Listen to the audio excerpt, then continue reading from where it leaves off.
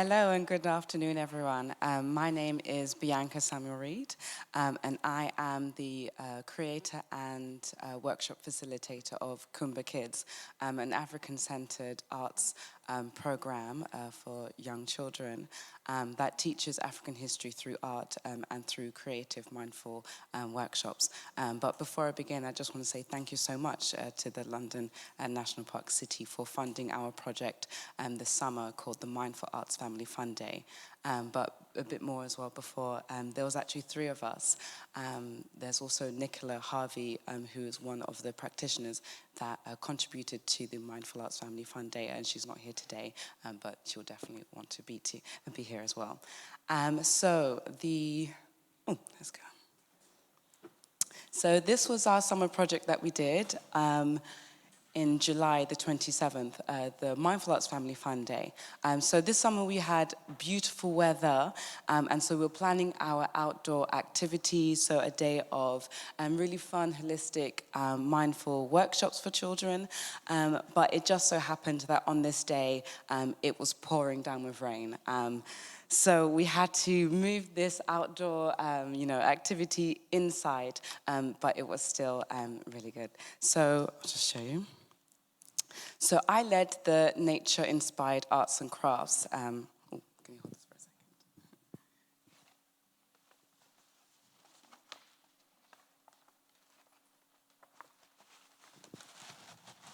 Sorry.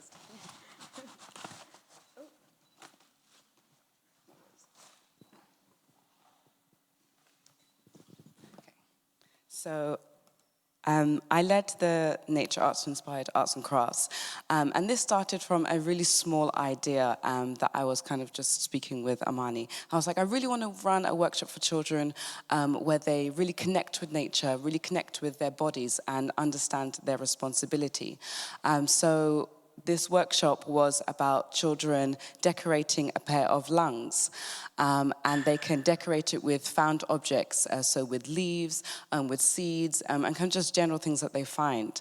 And this was really the conclusion to the Mindful Arts Family Fun Day after we had the mindful movement and breathing.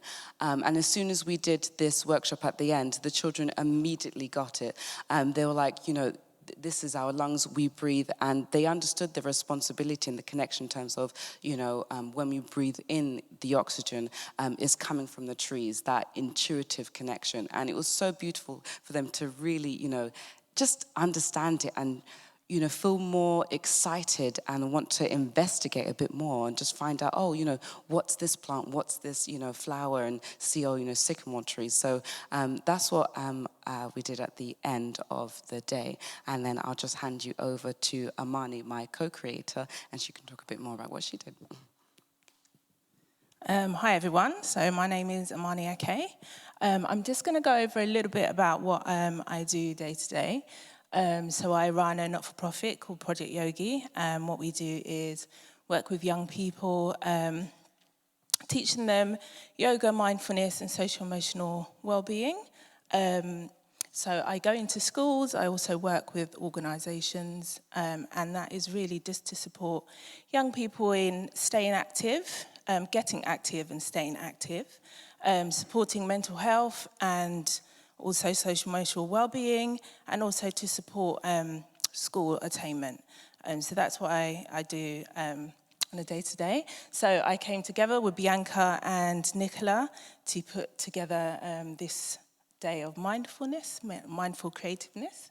And what I did is teach mindful breathing. As Bianca said, the weather wasn't really good, so we had to bring it inside. So the original plan was, how can we use mindfulness outside in the green spaces that we've got plenty of, close to the areas where we live. So what I really wanted to do is, show families how easy it is to, use mindfulness and teach mindfulness to their children. And a lot of the times when I'm working with young people that are maybe under 12, I like to use the senses a lot. It's very easy. And, you can explore your local green area, green space, park, using your senses, sight, and touch and things like that. So that's the plan that I really had, when we were going to do it outside, but bringing it inside, we had to use more of our imagination. We used a lot of visualization. The children kind of chose flowers that they liked and the colors and visualized in their mind. And we used, imagine picking petals to kind of help with mindful breathing and things like that. And also, I focus more on the mindful breathing. Our other partner, Nicola, that is not here, she focused more on mindful movements. So she's also a mindfulness and yoga practitioner. So we've kind of come from very similar backgrounds. So she did more on the mindful movement with the young people. And yes, that was our day. Cool. I just want to expand a bit more as well on Nicola's contribution. So she actually has this amazing book called Mindful Little Yogis. And so I got in contact with her and was just like, I want to create this event for families who I know that are interested in, connecting to nature. And so, I contacted her and she was like, yes, I'll come on board. And originally it was just for her to, maybe donate or do a giveaway of a book. But she really did want to contribute as well to the actual session itself. So this is the children here that have won a book, and each child also got to take away kind of some more exercises as well that you created as well, which were amazing. So do you want to talk a bit more about the exercises? So they were just resources that I generally use with young people. They're really just shapes that you can trace to use in line with kind of mindful breathing. So they're very simple shapes, but you can, they can also, as I was saying earlier, you can use things that you find in nature. It could be a leaf and just tracing the outside of the leaf in line with the breath, in breath and out breath. So those were the kind of small resources that we left in the pack. And I did also kind of want to mention the type of families that we were trying to target. So we were trying to, that's a lot of things that I do. So I try and target in the work that I do kind of underrepresented and underserved communities. I work a lot with disadvantaged and vulnerable young people. And I try and connect with the BME community as well. So we kind of wanted to connect to families that maybe don't use their local park, maybe don't get outside a lot. So these are the type of families that we were hoping that would want to attend our event. Exactly. We had a good response. It was just because of the weather, but still, it was really, really raining. It was really bad weather that day. So we were actually quite happy with the turnout we had, because we weren't sure how many people would come in that weather. So, yeah, So I'll just say initially, actually, so I'm part of a People of Color home ed group, and they are always talking about, wanting to go on nature walks. So when I said, I'm arranging, this Mindful Arts Family Fun Day, I had an overwhelming response. So we were saying, just to keep it quite small because there's only 3 of us, we will put up, just 55 kind of spaces, that includes parents as well, and it sold out within, 2 days. And so then I had a long waiting list as well. So people are interested, but I think what really helped people gravitate towards our event was us as well, so that they felt represented. They felt that they could actually come along and that it was something that they could just really connect with. And I really liked the fact that each child went away with tangible kind of exercises that they could easily do. So just, even if they don't have anything, it's just themselves going out, exploring. And now, they've got other ideas as well, like with the nature arts and crafts. And even when the weather, is seasonal, even when the weather is raining or, now we're in autumn, it's a great time to really bring nature inside.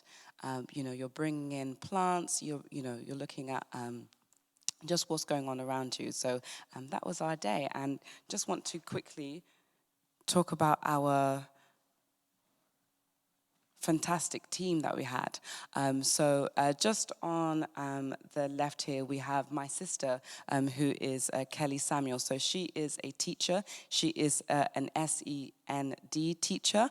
And so she contributed as well to the running of the workshops and just really helped me as someone who is a parent and feels like, oh, you know, it'll be fine, I can work with children, and, you know, but thinking that every child is like mine. But it was really good, it was really fun. So she's my sister who's an SEN teacher, and then we have myself in the middle, and then next we have Janelle, who I met on a business course. She's starting up her own business and wanting to do something similar as well, so working with young people who have gone through traumatic experiences. She has grown up through foster care, and she wants to create well-being sessions for young people, and she was really interested in volunteering her time to come on board. And then we have yourself, Amani, and then also Nicola as well. So that was our day that we created, and we really just wanted to inspire, you know, families in wanting to investigate, to explore, and that they have everything within themselves to, just to look around them. And I think, And I think just to add to that quickly, just to kind of, you know, I think a lot of people ask kind of, you know, how do you get local community involved? And I think it's just really engaging and educating, and as Bianca was saying, sometimes it is just having that representation, you know, so whether that's young people want to see themselves, whether it's people of colour, they like to, you know, they may be drawn to seeing people like themselves, and I just think it's a little bit of educating, you know, education. Thank you.